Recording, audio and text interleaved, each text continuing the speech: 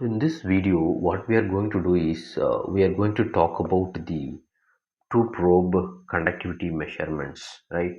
So we'll talk about the two probe conductivity measurements and how it happens. Basically, we are going to measure the resistance of the sample we want to measure. But what happens during that measurement that we will see. Let us assume this is your sample. This is your sample and this is your probe. When you keep some probe on the sample, so you will get some probe resistance. That means the probe will have its own resistance. So this is the sample region and this is the probe, and when they are contacting with each other, there will be some resistance between these two interfaces, basically at the interface, that is called as the contact resistance. So so apart from that, the electron, basically the current will flow in the sample, that will basically give us the spreading resistance. Basically we want to measure this spreading resistance, but we are come across with other two resistance during the measurements. We will see how these are contribute. So this is the actual setup of the two probe measurements. We have sample here, we have sample here, and what happens, we are just keeping the two probes on the sample, right? We are keeping the two probes on the sample. This is a probe 1 and this is probe 2. So this is contributing for the resistance, or this is also called as wire sometimes, probe or wire. So that means Rw. Again, this probe will have its own resistance, that is Rw. So therefore now we are getting two resistance, right? These two are unwanted for us. Why? Because we want the actual spreading resistance of the sample. So then what happens? You just see this interface. This is different material, this is different material. When they are having in contact with each other, there will be some resistance developed, right?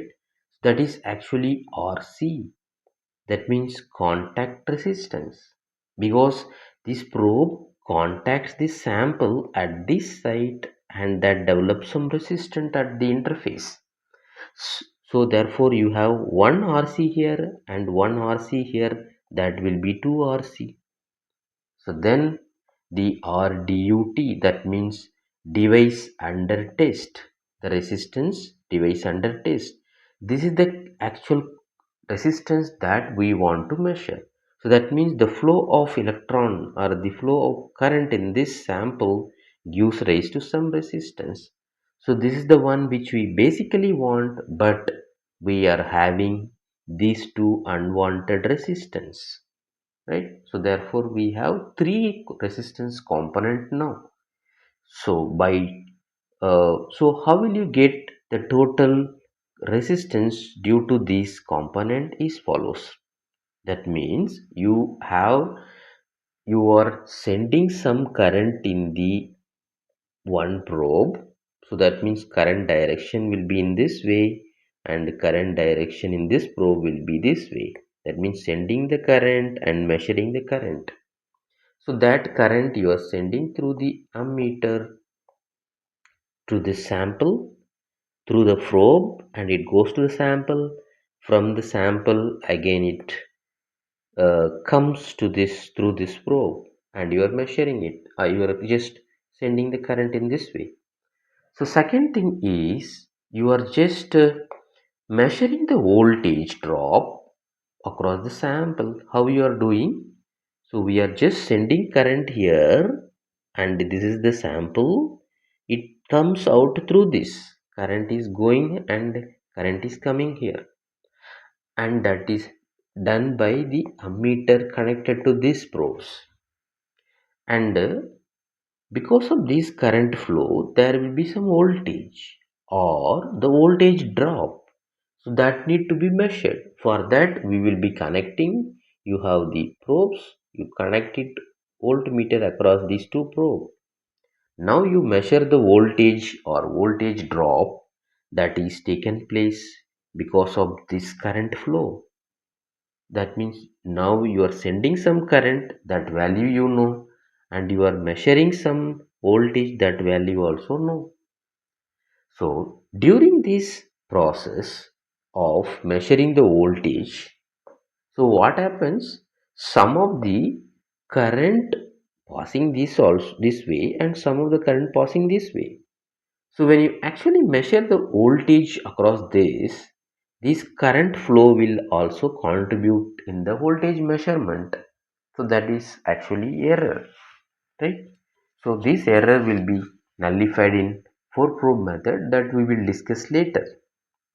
So now what we have is we are sending some current, that value we know, and we are measuring the voltage, that value we know. Now we can actually get the resistance of the measurements.